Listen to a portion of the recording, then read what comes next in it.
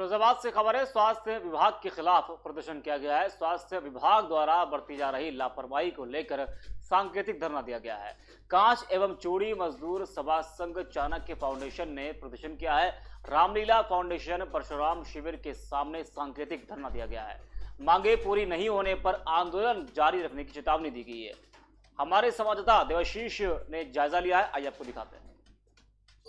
जनपद फिरोजाबाद में लगातार वायरल फीवर का कहर है और इस वायरल फीवर के चलते तमाम नौनियालों ने जान गंवाई और उसको लेकर आज जैसा कि पूर्व निर्धारित कार्यक्रम के तहत कांच एवं चूड़ी मजदूर सभा एवं चाणक्य फाउंडेशन सहित सामाजिक परिवर्तन दल तमाम सामाजिक संगठनों के तत्वाधान में यहाँ पर धरना प्रदर्शन शुरू हुआ है। और सीधे तौर पर यह मांग है कि 11 सूत्रीय मांगों को लेकर ये बैठे हुए हैं। धरने पर श्रमिक नेता सहित तमाम सामाजिक लोग बैठे हैं और मांग केवल एक ही है कि लगातार बच्चों की हो रही मौतों को लेकर जिस तरीके से तमाम अव्यवस्थाओं का दौर जारी है, चारों तरफ स्वास्थ्य महकमे का जब जिक्र आता है, स्वास्थ्य महकमे की निष्क्रियता के चलते तमाम जो आरोप लगातार लग रहे हैं और गंदगी के वातावरण का जिक्र आता है, क्योंकि लगातार जिला अधिकारी सहित तमाम प्रशासनिक अमला कहता है कि कहीं जल भराव ना होने दें, जल जमाव ना होने दें, गंदगी ना होने दें।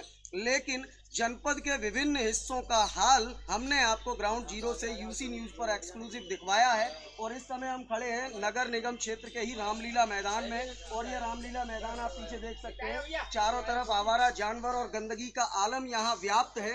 आप देख सकते हैं काई जमी हुई है, पता नहीं कब से यहाँ की सफाई नहीं हुई और दावे और वादे बहुत किए जाते हैं। और यहाँ पर लगभग शहर का आधी आबादी से ज़्यादा का हिस्सा यहाँ सुबह दर्शन के लिए आता है, क्योंकि सामने ही करौली माँ का मंदिर है, हनुमान जी का मंदिर है और तमाम मंदिर यहाँ परशुराम शिविर, लक्ष्मण शिविर, तमाम भगवानों के नाम से यहाँ पर शिविर स्थापित हैं। लेकिन अब तक यहाँ पर सफाई व्यवस्था को दुरुस्त आखिरकार क्यों नहीं किया गया, बड़ा सवाल है। और ये जल भराव जो है इसको दूर क्यों नहीं किया गया, क्यों आखिरकार यहाँ अधिकारियों की नज़र नहीं गई। इसी तरीके की तमाम तस्वीरें मैंने आपको ग्रामीण अंचल और शहर क्षेत्र की दिखाई हैं। अब यहाँ धरने पर बैठे तमाम गणमान्यों से बात कर लेते हैं कि आखिरकार क्या माजरा है और क्यों ये धरने पर बैठे हैं, क्या इनकी मांगे हैं, इनसे ही जान लेते हैं। धरने पर बैठे हैं आप, कांच चूड़ी मजदूर सभा के महामंत्री हैं, श्रमिक नेता रामदास मानव जी, और लगातार सोशल मीडिया के साथ साथ धरातल पर एक्टिव रहते हैं, जनहित की बातों को हमेशा प्रमुखता से रखते हैं। तो इनसे जान लेते हैं क्यों है आखिरकार इनका धरना, क्योंकि लगातार यह तमाम आरोप सोशल मीडिया के माध्यम से भी लगा रहे हैं। मानव जी स्वागत है आपका, क्या समस्या है मानव जी? देखिए, फिरोजाबाद में जी रक्षाबंधन से पहले से ही लोग डेंगू की बीमारी से, बुखार से पीड़ित होके जी बीमार हो रहे थे जी। लेकिन व्यवस्थाएं हमारे जिला चिकित्सालय और मेडिकल कॉलेज में व्यवस्थाएं शून्य थी जी। और उन व्यवस्थाओं के अभाव में हमारे यहाँ अब तक जी 200 से ज़्यादा बच्चों की मौत हो चुकी है। नहीं, अभी आपने कहा कि शून्य का आपने जिक्र किया, लेकिन स्वास्थ्य महकमा लगातार कहता है कि काम हो रहा है, धरातल पर अधिकारी दौड़ रहे हैं, डीएम साहब अपील कर रहे हैं, प्रिंसिपल महोदया कह रही हैं सारी व्यवस्थाएं चाक चौबंद हैं, बेड्स बढ़ा लिए गए हैं, फिर दिक्कत कहाँ है? देखिए, अगर व्यवस्थाएं चाक चौबंद होती जी तो हमारे ज़िले में जो डेंगू जिस प्रकार से पैर पसार रहा है, पहले नगला, अमान, झलकारी नगर, ऐलान नगर, इन क्षेत्रों में शुरू हुआ था जी। आज मैं समझता हूँ कि फिरोजाबाद जिले का शायद ही कोई ऐसा गांव होगा जी जिसमें लोग डेंगू और वायरल फीवर से ग्रसित न हो जी। ऐसा कोई परिवार नहीं है जी जिस परिवार में 3-3, 4-4 लोग बीमार न हो जी। तो अगर स्वास्थ्य व्यवस्थाएं ठीक थी तो लोग बीमार क्यों हो रहे हैं? और अगर लोग बीमार हो रहे हैं जी तो स्वास्थ्य व्यवस्थाएं अपने आप उनकी पोल खुल रही है कि स्वास्थ्य व्यवस्थाएं कैसी हैं। इसके लिए किसी ज़्यादा प्रमाण की आवश्यकता नहीं है। आज भी अखबारों के माध्यम से और आपने ये देखा है कि मेडिकल कॉलेज में जिसकी सिफारिश नहीं होती उसको भर्ती नहीं किया जाता है। क्या दिक्कतें हैं मेडिकल कॉलेज में? देखिए, स्वास्थ्य महकमा पूरे जिले का और मेडिकल कॉलेज दोनों पूरी तरह से फेल है। जिला प्रशासन इन पर प्रभावी नियंत्रण करने में भी नाकाम है। हमारे जिले में जिस प्रकार से पिछले 3 महीने का, अगर आप इसको व्यक्तिगत तौर पर देखना चाहें, लेखा जोखा नहीं है इसका जी, लेकिन हर मोहल्ले में जो जिस प्रकार से मौतों का क्रम हो रहा है, लोग मर रहे हैं, वो स्वास्थ्य व्यवस्थाओं की पोल खोल रहे हैं। अब तक 1000 से ज्यादा लोगों की मौतें मेरे हिसाब से हो चुकी। शासन प्रशासन का आंकड़ा तो बहुत कम कहता है कि शासन प्रशासन तो कहता है मैं 60 से 70 मौतें हुई हैं अब तक। देखिए, शासन प्रशासन का आंकड़ा तो सरकारी हिसाब से है, जैसा कि सरकार की गाइडलाइन होगी जी, लेकिन व्यवहारिकता तो जो भी शमशान घाट हैं जहां मुर्दे जलाए जाते हैं वो इनकी हकीकत को बयां करेंगे। आप मरघटी पर जिनकी भी रसीदें कटती हैं उनके पिछले 3 महीने के आंकड़े निकाल लें, और ये आंकड़ा केवल फिरोजाबाद शहर का नहीं है, ये पूरे जिले की स्थिति है।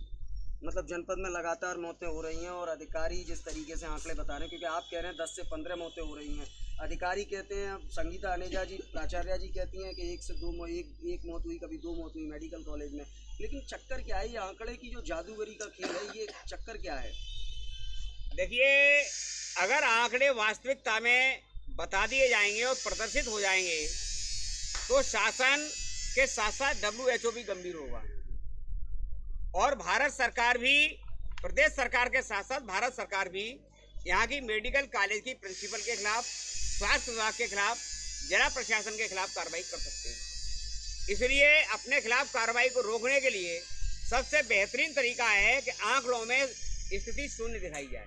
आखिरी सवाल मैं आपसे ये जानना चाहता हूँ कि क्या मांगे हैं आपकी, किन मांगों के साथ आप बैठे हैं, और किसको मानते हैं स्वास्थ्य व्यवस्थाएं जो लचर पड़ी हुई हैं, किसको जिम्मेदार मानते हैं? कौन है वो व्यक्ति, कौन है वो जिम्मेदार पर्सन जिसकी वजह से आज फिरोजाबाद की स्वास्थ्य सेवाएं लचर रही? देखिए, सबसे पहली बात ये है, मेडिकल कॉलेज पर वो नियंत्रण उत्तर प्रदेश की सरकार में जो माननीय विधायक हैं, सरकार के ही प्रतिनिधि का मेडिकल कॉलेज पर नियंत्रण होगा, और वो मेडिकल कॉलेज की प्राचार्य को बचाने में लगे हुए हैं। मतलब सरकार चला रही है मेडिकल कॉलेज? मेडिकल कॉलेज तो सरकार ही चला रही है, स्वशासी मेडिकल कॉलेज है, लेकिन चला तो सरकार ही रही है। लेकिन यहाँ पर जो प्लाज्मा है, प्लाज्मा की रेट 8000 रुपये है।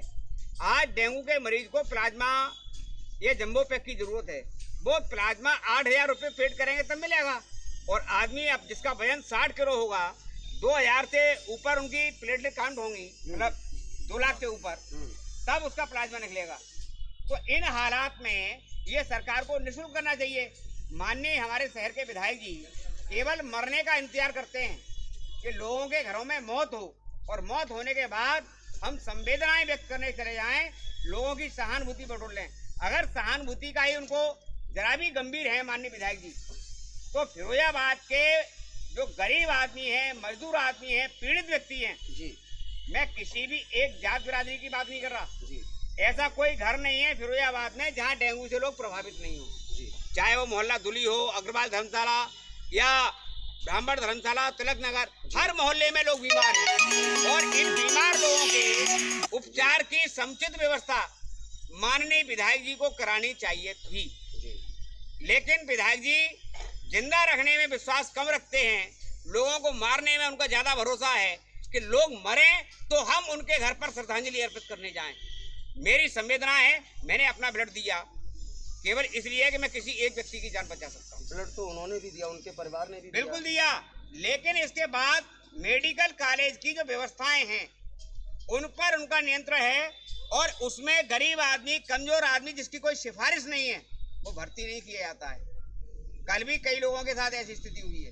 मतलब जिम्मेदार किसको मानते हैं आप? मैं तो व्यक्तिगत तौर पर, अगर मेरी बात की जाए और सही माने में अगर माना जाए, तो मेडिकल कॉलेज की प्राचार्य और प्राचार्य के साथ हमारे नगर के विधायक इसमें पूरी तरह से लिपटे हैं, और वही जिम्मेदार है। वह तो लगातार काम कर रहे हैं, आप कैसे जिम्मेदार ठहरा सकते हैं? लगातार बिल्कुल, आज भी काम कर रहे हैं, गोल्डन कार्ड आज बनवा रहे हैं जी, और यही एक काम है, काम तो उनका पहचान है, और यही पहचान के बावजूद भी फिरोजाबाद में लोगों की मौतें हो रही हैं, इनके लिए जिम्मेदार कौन है? चलिए, तो श्रमिक नेता रामदास मानव जी को आपने सुना कि किस तरीके से उनकी वेदना है, क्योंकि लगातार नौनिहाल जान गंवा रहे हैं फिरोजाबाद में। तमाम सामाजिक संगठनों के लोग यहाँ पर बैठे हुए हैं, उनसे भी हम बात करेंगे, उनसे भी जानेंगे कि आखिरकार क्या कारण है और किसको मानते हैं वो सबसे ज़्यादा जिम्मेदार। लेकिन आपने मानव जी को सुना, सीधे तौर पर उन्होंने कहा कि मेडिकल कॉलेज की प्राचार्य और स्वास्थ्य विभाग पूरे तरीके से जिम्मेदार है। अब ऐसे में कब होगी कार्रवाई यह फिलहाल कहना मुश्किल है, क्योंकि बातें और वादे बहुत किए जा रहे हैं, लेकिन फिलहाल धरातल पर की जा रही बातें सभी फिलहाल नाकाफ़ी साबित हो रही हैं, क्योंकि लगातार वायरल का कहर फिरोजाबाद में जारी है। क्या नाम है सर आपका? मेरा नाम प्रवीण उमराय है। उमराय साहब, क्या दिक्कत है? देखिए, दिक्कत तो पूरे शहर जनपद फिरोजाबाद के लोगों को एक डर भरा हुआ है जी। उनको जब उनके बच्चे घर परिवार में बीमार होते हैं जी, जब अस्पताल की ओर भागते हैं तो जी। सबसे बड़ा डर तो उनको दिखाई देता है, क्योंकि वहाँ पर जब ट्रीटमेंट के लिए लोग जा रहे हैं, माँ अपने बच्चों को लेके जा रही हैं जी, ऐसे में घर चलाने भी मुश्किल चल रहे हैं। ऐसे में उनके बच्चे बीमार होते हैं, जब वहाँ जाती हैं अस्पताल में जी। तो इलाज के लिए वहाँ पे अस्पताल के अंदर जो स्टाफ मौजूद है वो सही अपने ढंग से काम नहीं करता, मनमानी करता है, और उसके अभाव में लापरवाही के अभाव में तमाम बच्चों ने अपनी जान दे दी है। जिस तरीके से रामदास मानव जी ने बताया कि मेडिकल कॉलेज के अंदर और मेडिकल SN हॉस्पिटल के अंदर जिस तरीके से लापरवाही की जा रही है, अभी मैंने बताया था कि एक पीड़ित परिवार था, अपनी बेटी को लेकर जा रहा था, विकलांग था उसका पिता, माँ भी लगभग विकलांग थी, लेकिन उसको किसी भी प्रकार की कोई व्यवस्था नहीं दी गई। लापरवाही का आलम है, किसको मानते हैं जिम्मेदार? मैं तो प्राचार्य प्रिंसिपल को मानूंगा जो मेडिकल कॉलेज की हैं। चलिए, तो सीधे तौर पर प्राचार्य को मानते हैं जिम्मेदार आप, और तमाम तरीके की समस्याएं यहाँ बनी हुई हैं। और लगातार एक बड़ी बात निकलकर सामने आई है, क्योंकि कुछ दिन पूर्व शासनादेश के मुताबिक मजदूरों को न्यूनतम वेतन देने की बात कही गई थी, लेकिन इस महामारी के दौर में मजदूरों के बच्चे भी बीमार हैं और पैसे के अभाव में वह इलाज नहीं करा पा रहे हैं। तो आखिरकार क्या समस्या है, एक और श्रमिक नेता हमारे साथ मौजूद है, इनसे हम जान लेते हैं। स्वागत है निबौरिया जी, क्या कहना चाहेंगे?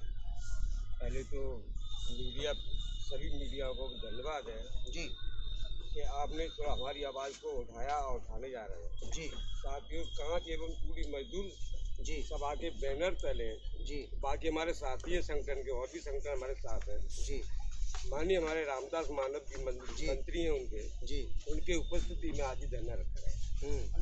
सच ये है कि पैसे वाला कुछ नहीं है। जो शासनादेश, यहाँ के शासन प्रशासन दोनों ही रामखोर है, बिल्कुल उतारू हो गए हैं। जी सच ये है कि जी। जब जी शासनादेश आपका जो बिल्कुल जारी कर दिया है, उसको जी। क्लियर कर दिया है, जी। आज तक मजदूर के बीच जेब में पैसे पूरे नहीं मिल रहे, मजदूरों को बहुत हड़काया जा रहा है, वो भी विधायक जी के इशारे पर।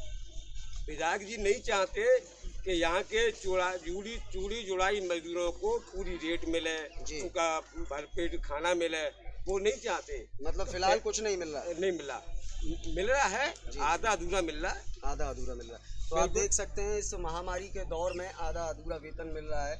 यहाँ पर चाणक्य फाउंडेशन के प्रदेश सचिव मौजूद हैं अखिलेश शर्मा जी, इनसे हम जान लेते हैं कि क्या समस्या है और किसको मानते हैं स्वास्थ्य विभाग की नाकामी के लिए जिम्मेदार। क्योंकि जनपद की अगर ओवरऑल बात करें तो लगातार अपील के बावजूद चारों तरफ गंदगी और जल भराव है, और लगातार वायरल फीवर के चलते नौनिहाल सहित तमाम लोग जान गंवा रहे हैं। तो किसको मानते हैं डॉक्टर साहब जिम्मेदार? फिरोजाबाद में मेडिकल कॉलेज का जो हाल है उसके लिए जिम्मेदार प्रिंसिपल ही होंगी सबसे पहले तो जी। उनकी हिटलर शाही के चलते जी मीडिया तक को बैन कर दिया जाता है जी। और हालात अब वो हो गए हैं कि ये मेडिकल कॉलेज कागजों पे चल रहा है। जिस तरह मैं देख रहा हूँ कि ज़्यादातर वो चिकित्सक तैनात हैं वहाँ पर जिनके अपने खुद के नर्सिंग होम आसपास चल रहे हैं जी। मेडिकल कॉलेज एक रेफर्ड सेंटर बना रखा है जहाँ से एक मोटी कमाई का एक साधन है, गरीब लोगों को फंसाया जाता है और अपने नर्सिंग होम में भेजा जाता है। अधिकतर डॉक्टर्स वहाँ पर वही हैं जिनके आपस में आसपास मेडिकल अपने खुद के नर्सिंग होम चल रहे हैं। दूसरी चीज़ आती है ये कि बेहद शर्म की बात तो जब जो है हमारे फिरोजाबाद के मेडिकल कॉलेज में सैकड़ों लोग लाइन में लगे हैं। नाती की मौत जो है एक बाबा के हाथों में हो रही है, एक माँ के हाथों में उसके कलेजे के टुकड़े की मौत हो रही है, और एक पिता के सामने उसके पुत्र की मौत इलाज के अभाव में खड़े हो रही है, और वहाँ के चिकित्सक अपने घर में बैठ करके पैसा लेकर के प्रैक्टिस करते हुए देखे जा रहे हैं। इतनी ज़्यादा शर्म की बात और क्या होगी जब डीएम साहब से पूछा गया कि ये मामला हम लोगों ने निकाला है, हमारे पत्रकार भाइयों ने जो है कौन से ऐसे चिकित्सक हैं जो सरकारी अस्पताल के, कौन से ऐसे चिकित्सक हैं जो इस समय प्राइवेट प्रैक्टिस कर रहे हैं महामारी के दौर? अधिकतर हैं, लेकिन अभी मनोज कुमार को जो है घर में ही पकड़ा था। सैकड़ों मरीज उनके दरवाजे पर थे और जो है ये देख रहे थे और और उधर जो है लाइन लगी हुई थी। ऐसे सैकड़ों हैं। तो जब जो है हमारे जिलाधिकारी महोदय से भी एक पत्रकार बंधु ने पूछा था कि जो है आपने क्या कार्रवाई की, तो उन्होंने कहा वेतन रोक दिया गया। ये वेतन रोकने से क्या चिकित्सक रुक जाएंगे? वेतन पर भरोसा ही नहीं है उनका, लाखों रुपए प्रैक्टिस में कमाते हैं, ये वेतन के भरोसे नहीं है। देखिए कार्रवाई होना चाहिए कि अपने पेशे के साथ एक मानवता के साथ धोखा दिया और देशद्रोह का तक मुकदमा इसमें लगना चाहिए कि अगर कोई भी चिकित्सक जो है अपने पेशे से चोरी करता है या इस तरह के काम करता है तो इस पर मुकदमा ठीक से लगना चाहिए। किसको मानते हैं जिम्मेदार आप? प्रिंसिपल ऑल एज डिस्ट्रिक्ट की जो है, पूरे डिस्ट्रिक्ट की जो है यहाँ पे जिम्मेदारी उन्होंने ले रखी है। मैंने देखा है कि हमारे जिलाधिकारी महोदय बिना डीएम के कोई बात नहीं कर सकते, क्योंकि संरक्षण उन्हें राजनीतिक बहुत बड़ा प्राप्त है। माननीय सुरेश खन्ना जी के सीधी धमकी देते हैं उनके चमचे आके।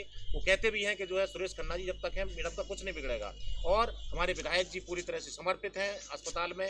कभी भी कोई अगर जो है प्रिंसिपल साहब के खिलाफ लिख के देता है उसका जवाब हमारे विधायक जी देते हैं। तो इनसे बड़ा और कौन होगा। दूसरी चीज़ एक है, सरकार को जो नाकाम करने की कोशिश ये कर रही है कि गवर्नमेंट का आदेश है कि कोई भी मरीज को हमें वापस नहीं भेजना है, लेकिन यहाँ पर मरीजों को वापस भेजा जाता है। प्राइवेट अस्पतालों में भर्ती किया जाना चाहिए था। कोरोना काल में उद्योगपतियों के लिए होटल पैराडाइज जैसे होटल खोले गए थे, लेकिन आज जो है कोई नर्सिंग होम भी खाली नहीं किया जा रहा है कि एक नर्सिंग होम खाली करा करके उसमें इन मरीजों की व्यवस्था की जाए जो सैकड़ों लाइन लगा करके खड़े होते हैं। प्राइवेट डॉक्टर तक अधिग्रहित कर सकते थे जी, कि प्राइवेट डॉक्टर्स को भी हम लोग सरकारी में लगा करके और उनकी व्यवस्थाएं सेवाएं ले सकते थे डॉक्टर्स तैयार। लेकिन प्रिंसिपल का हिटलर शाही फरमान यह है कि वो कहते हैं कोई मौत ही नहीं हुई है, विधायक जी कहते हैं ऑल इज वेल।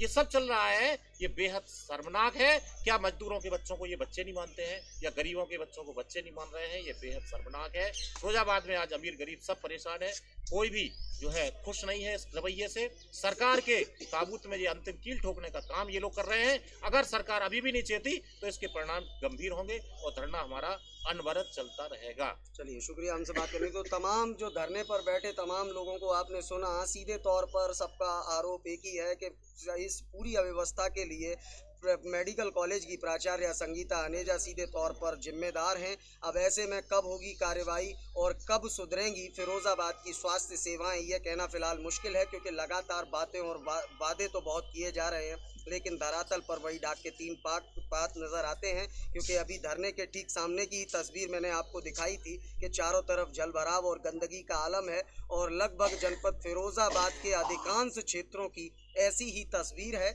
जो यह बयां करती है कि जनपद फिरोजाबाद में भारत के प्रधानमंत्री नरेंद्र मोदी के सपने स्वच्छ भारत मिशन और ODF को साकार करना तो दूर, यहाँ उसकी कल्पना करना भी बेमानी है। क्योंकि जनपद फिरोजाबाद का नाम आते ही सीधे तौर पर गंदगी के ढेरों की कल्पना होने लगती है, जो कि कहीं ना कहीं जनपद वासियों के लिए और तमाम उन जनप्रतिनिधियों के लिए बेहद शर्म की बात है। अब ऐसे में कब सुधरेंगे हालात, यह कहना मुश्किल है। फिलहाल इस खास रिपोर्ट में इतना ही। अपने सहयोगी मयंक शर्मा के साथ मैं देवाशीष शर्मा, UC न्यूज़ के लिए फिरोजाबाद।